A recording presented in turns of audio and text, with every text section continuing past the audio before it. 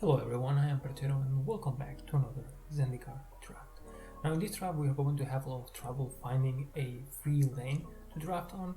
Our first pick is going to be between a red or a white card. It's going to be either the Nahiri's Binding or the Rockslide Sorcerer or the Song Match Victory.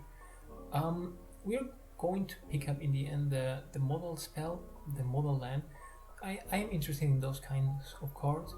And here we can follow that up with the Spark Mage, the Thundering Spark Mage, all around a very good card, or the 5/5 Veteran Adventurer, a card I've been pretty interested in over the last drafts.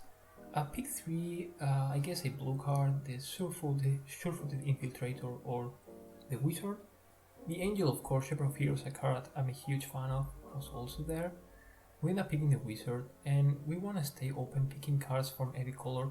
Pack B is a fantastic pick to stay open, into the Royal all around very good. And what are we going to follow that up with? We choose the Stalker, card that's all around very good. There's another Stalker, but of course the Spikefield Hazard, pick 7, sort of tells us that red could be open. Then we find no red cards and are forced to pick a black card, Marauding Blight Priest. Here we could take the Duelist, but to be honest, Kabira Outrider is pretty strong, and that's going to be our first white card, the first white card we picked. And as you see, we end up pack 1 without any clue whatsoever what we are going to play. Well, of course, pack 2, pick 1 has the Ruin Crab, and that is by all means a mythic uncommon, and a card that's super fun to play. Then next we have a Hagra Molly, all around a very good removal spell. And Ruin Crab and Hagra go into the same deck. That's going to be dimir Rogues. And we do have some cards for dimir Rogues.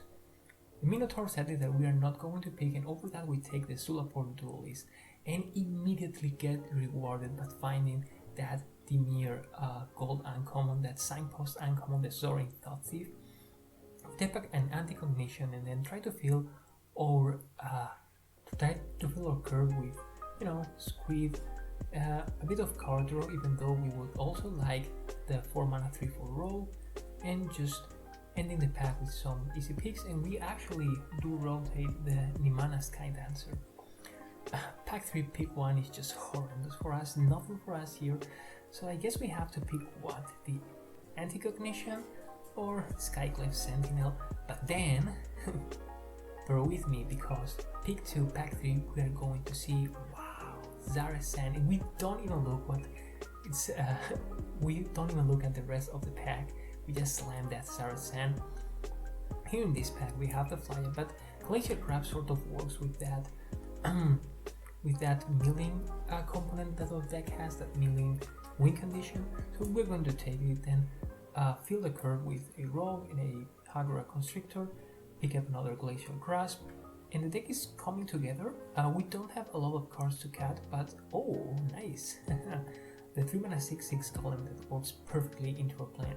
That is not a mythic uncommon, but it is very much a fantastic card, especially in this deck, or maybe only in this deck. The last few picks are not going to be super exciting, but can help us sort of fill that curve. We find 2 Trana Silencer, but probably won't be playing both, just one. Keep in mind that with 2 pack based, we actually have high chances to have a rather big party. And the deck was already made. We chose to just take out that Divination, which, don't get me wrong, I do love I love the card, I love Divination, I think it's a very strong card. But it feels sort of a bit slow in this format. No reason to play the Duelist there, of course. We can get pinged for 1 anytime of day. So Glacier Grasp or the Stalker. It is probably better to put something into the board, but we choose to draw more cards to find that 4th land drop, which we do. There's an island.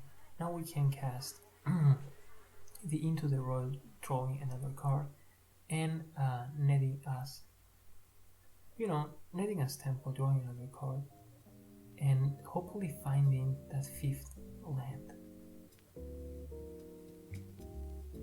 And we should now start playing our own cards, since we won a lot of time.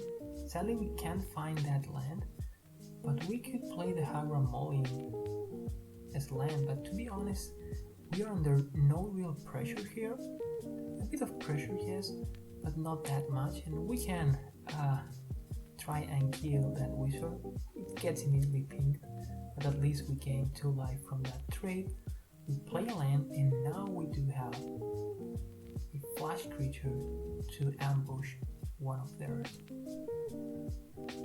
We are absolutely fine trading 1 for 1, because eventually we're going to cast the Trana Silencer and at least get or snag that little gobble, which is exactly what we are going to do, or what we would have done had we had had we had not induced your target. We are slowly starting to accrue some advantage. Now here resolving the Relic Column that's going to start attacking starting next turn, and even though we are at the low life points, 10 life is not much, but as you see, the game already became a board stale, and the opponent is desperately trying to draw some cards, draw into something with that into the roll. Now 2 relic amulets are crazy scary, and then trying to counter it, of course, doesn't matter because we can pay for the 1, but they get to deal 6 damage to our golem. That is very, very crazy. Still, the opponent ran out of gas. We do still have 1 removal spell, another silencer, and there's the Krabby. And the moment the opponent sees the crab, I think it really didn't want to get meal over the course of 4 or 5 more turns. We start off game number 2 with a pretty good hand with a very nice curve. Removal, some removal into the royal, and a pack as we are going to play. And the opponent is on also, so that could mean clerics, but oh, why, what is that? That's an island, that is weird. So we remove their creature, their threat, and they rebuy it and draw another card from their artifact. They make their token into a flyer. What should we do? We just attack with one of our creatures, and we are desperate to find land. So should we play the Hagra Smalling as a land? I think we can wait another turn. We have to eventually find land, right? And once we do, we can snag the leader creature of theirs with a full party, party 4, and really start going to town. We attack with a 2-3, and I guess that's it. The opponent on 13 life, we are ourselves on 13 life. Now should we kill that player? We choose not to do that, but in the end we actually go ahead and kill the 1/4 that was blocking or threatening to block the Pack Beast. And with that 6th land, we can play the Silencer and remove the last blocker. The opponent on 4 cards in hand, we have none. They choose to subtle strike one of the creatures and then play another cleric. But now we can ambush the cleric and put them down to 4, attacking again. Zendikar being, of course, a very tempo-heavy format. So now, even if they heavy spying our creature, we can tap the creature with Glacial Grasp and hit them for lethal. So off to a fantastic start, to be honest, with a 2-0 score. But as you will see, this draft will go very, very well for us. Remember, we have Zarazan, we have lots of that synergy moving part that we really wanna hit. The hand here is pretty good, again with the Pack Beast, again with the Trana Silencer, a card I am not really a fan of, but to be honest, it has very much overperformed for us. Now here, of course, we wanna ambush them or reanimate something with Zarazan, but they don't have yet anything to reanimate, so we just put down our equipment. Our creature dies, we Glacial Grasp one of theirs, then we Glacial Grasp that one guy, play another land, and And now we're going to into the royal, the creature they choose to put the other equipment on. Very nice. This little for duelist is going to be the one that holds the equipment, or the one that makes it so that the opponent cannot block their sand. But our plan is actually different, and it's going to be to ambush their creature with our sand. So we get a very easy kill there, and we now reanimate that expedition champion. Now none of the tables have very much turnaround for our opponent. Even now, if they, as they kill Zarasan, that is just not going to cut it. We choose to play Zula for Duelist just to represent another clock, since we are holding the soft consumption that is going to deal them 4 and it's going to drain them for 4. So do we have lethal now? Not yet, but we are very close to, so we choose just attack with one of the creatures to put them down to 9 and put the Drana Silencer as another blocker, or I guess to trade with 4-3. Now here, unless the opponent has something new, we should be able to kill them with the soft consumption, which is exactly what was going to happen.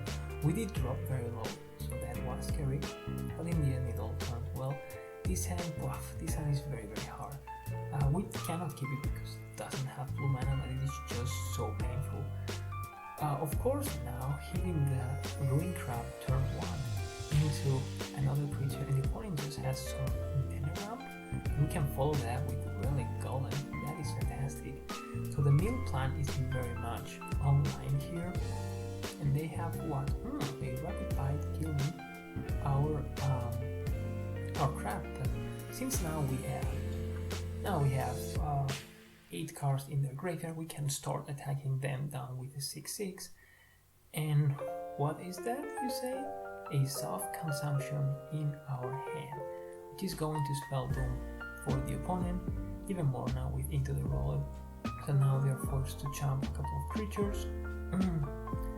And you see that the opponent is going to die with so many cards in their hand. And yes, it is true that they got mana screwed. Here you see me misplaying very hard. Yeah, but hopefully, as long as the opponent doesn't gain like a lot of life when we top deck 1 land, we will be in a very good spot. There it is. We find that land with a very lucky scry from the Anticognition, and that's game for a very nice 4-0. I feel like I missed 1 game. So anyway, this hand is absolutely fantastic. We're going to play a flash 2-drop. Follow that up with nothing, but we still managed to mill them a little bit. We into the roll 32 so that we can mill them again and try to find a more juicier target for Zaret Sam. And what? They have a Jace and they choose to subscribe. That's very interesting. And we just choose to Zaret Sam, hitting them and getting back in a Huey's binding for their Jace. That's a very interesting choice. If I recall correctly, we're going to actually go ahead and put that on their creature, because since we have Hagrid's Molly, we can remove that creature. And here I think that the video messed up. We missed how the opponent played a Google Enchantment and Oblivion Ring on our Zaret Sam. So we are very much regretting not playing that Nahiri's Binding on the Jace. But to be honest, do we even care about Jace, or should we just start hitting their face? They're just at 9 life. And we have a removal spell and Glacial Grasp in our hand. So now we can force some jump blocks, can we? Yeah, we can, while putting the opponent down to 4 life. And this is something that's going to happen again and again in Zendikar Rising. That is, we pressure the opponent, we play with the tempo, and in the end we get rewarded winning with 0 cards in our hand, while the opponent is holding like 5, maybe not 5, but 3, 4, even 5 cards in their hands. And remember that when you die with 5 cards in your hand, it's just as if you never draw, do you? And that is one of the reasons why we chose not to put a divination in our deck. The 3 mana draw 2 with kicker, you get to draw more cards, and that is because we believe that card is pretty good, but it is dangerous to take off turn 3 just to play that card.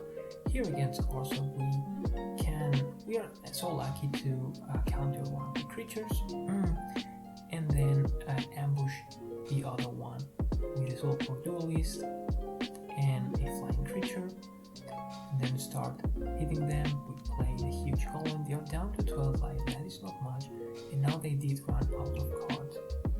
And our clock is so much bigger. They choose to trade 2 of their creatures for 1 of our own, and with that self-consumption, now Savage Sam, that should be game.